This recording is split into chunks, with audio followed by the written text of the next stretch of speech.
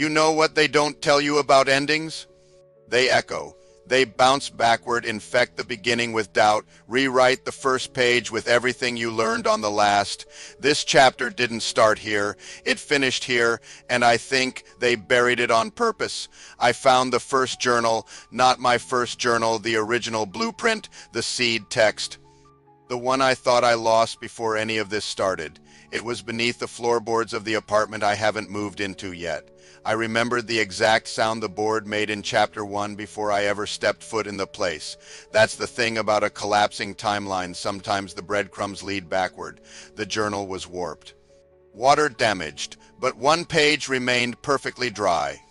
Dated January 1st, 1986, but the ink was still wet, and written in my own handwriting, my current handwriting. It read, "You are about to begin again, but this time you'll choose to remember. The rest of the pages are instructions, not for me, for you. Because if this story is folding in on itself, then someone has to carry the code out of the recursion." The original architect didn't just build the shift.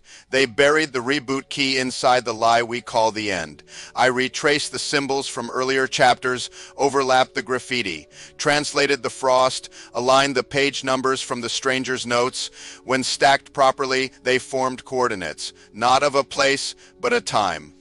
3:33 a.m., same time the ads glitch, same time the clocks freeze, same time the sky whispers.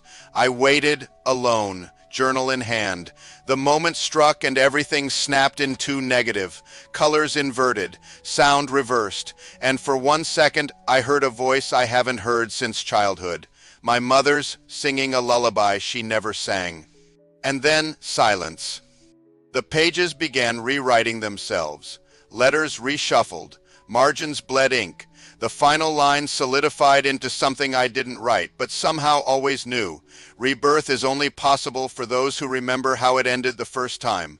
I don't know how many loops I've lived, how many times I've buried my own beginning to protect myself from remembering who I was. But this version of me, he's not burying anything. They built the shift as a safeguard, a maze to trap echoes and erase outliers. But they underestimated one thing. What's buried always finds its way back to the surface, especially the beginning.